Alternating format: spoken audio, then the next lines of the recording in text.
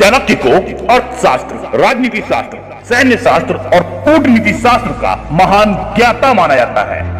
अपनी चाणक्य नीति के 11वें अध्याय में विद्यार्थियों को सफलता का मार्ग दिखाते हुए चाणक्य कहते हैं कि एक विद्यार्थी को पूर्ण रूप से इन 8 बातों को त्याग देना चाहिए।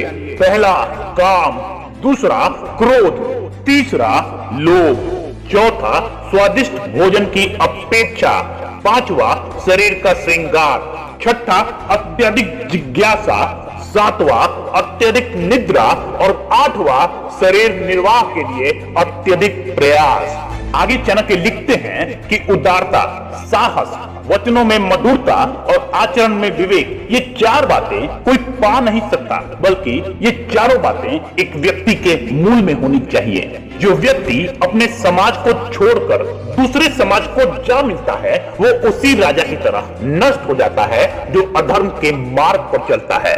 आगे के श्लोक में चाणक्य लिखते हैं कि इससे कोई फर्क नहीं पड़ता कि आपका आकार कितना है।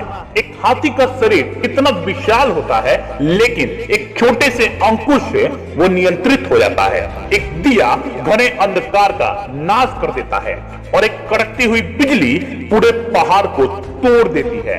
अर्थात बड़ा वही होता है जिसकी शक्ति छा जाती है। चाणक्य के अनुसार जो व्यक्ति घर गृहस्थी के काम में लगा रहता है, वो कभी ज्ञान प्राप्त नहीं कर सकता। एक लोभी व्यक्ति कभी सच नहीं बोल सकता।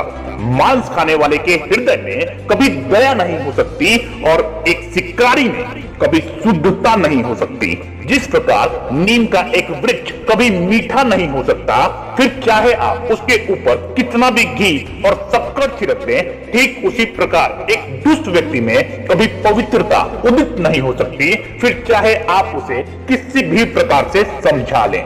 जिस प्रकार मदिरा का पात्र पवित्र नहीं हो सकता, फिर चाहे आप उसे गर्म करके सारी मदिरा को भाप बना दें, ठीक उसी प्रकार आप चाहे 100 बार पवित्र जल से स्नान कर लें, फिर भी आप अपने मन का मैल नहीं धो सकते। अपने अगले श्लोक में स्वर्ग लोक की प्राप्ति का मार्ग बताते हुए चाणक्य कहते हैं कि जो व्यक्ति 1 साल तक भोजन करते समय भगवान का ध्यान करेगा और मुंह से कुछ नहीं बोलेगा, उसे 1000 करोड़ वर्ष तक स्वर्ग लोक की प्राप्ति होगी। जिस व्यवसाय में निम्न स्तर के लोगों से संपर्क होता है, वो व्यवसाय ब्राह्मण को भी शूद्र बना देता है, और जो ब्राह्मण दुकानदारी में लगा होता है, वो वास्तव में वैश्य ही होता है।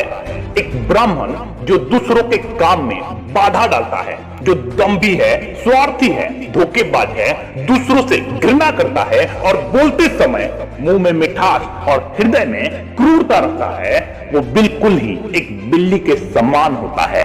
और जो ब्राह्मण एक तालाब को, कुएं को, टाके को, बगीचे को और मंदिरों को नष्ट करता है, वो मलेच्छ होता है। एक ब्राह्मण जो भगवान की मूर्ति की संपदा चुराता है, एक आध्यात्मिक गुरु जो दूसरे की पत्नी के साथ समागम करता है, और एक व्यक्ति जो अपना गुजारा करने के लिए कुछ भी और सब कुछ खा लेता है, वो चंडाल होता है। जिस प्रकार एक जंगली शिकारी की पत्नी हाथी के सर का मणि फेंक कर गूंजे की माला धारण करती है, ठीक उसी प्रकार एक व्यक्ति उन बातों के प्रति उल्टा कहता है जिसका उसे कोई ज्ञान नहीं होता। इस अध्याय के अंतिम श्लोक में चाणक्य कहते हैं कि देखिए उन मधुमक्खियों को जो अपने पैर दुख से धरती पर पटक रही हैं। वो अपने आप से यही कहती हैं कि आखिर में सब कुछ चला ही गया। हमने हमारे शहद को जो बचा कर रखा था, ना ही दान दिया और ना ही खुद खाया, और अभी बस एक पल में ही कोई हमसे सब कुछ छीन कर चला गया। इसीलिए एक गुणवान व्यक्ति को वो सब कुछ दान में देना चाहिए जो उसकी आवश्यकता से अधिक है। केवल दान के कारण ही कर्ण, बाली और राजा विक्रमादित्य आज तक याद किए जाते हैं। इस प्रकार चाणक्य नीति का 11वां अध्याय यही समाप्त होता है। यदि इस वीडियो में बताई गई बातें आपको काम की लगे तो इसे लाइक एंड शेयर जरूर कर दें, और हाँ, इस वीडियो को लास्ट तक देखने के लिए आपका पूरे दिल से प्रेम पूर्वक धन्यवाद।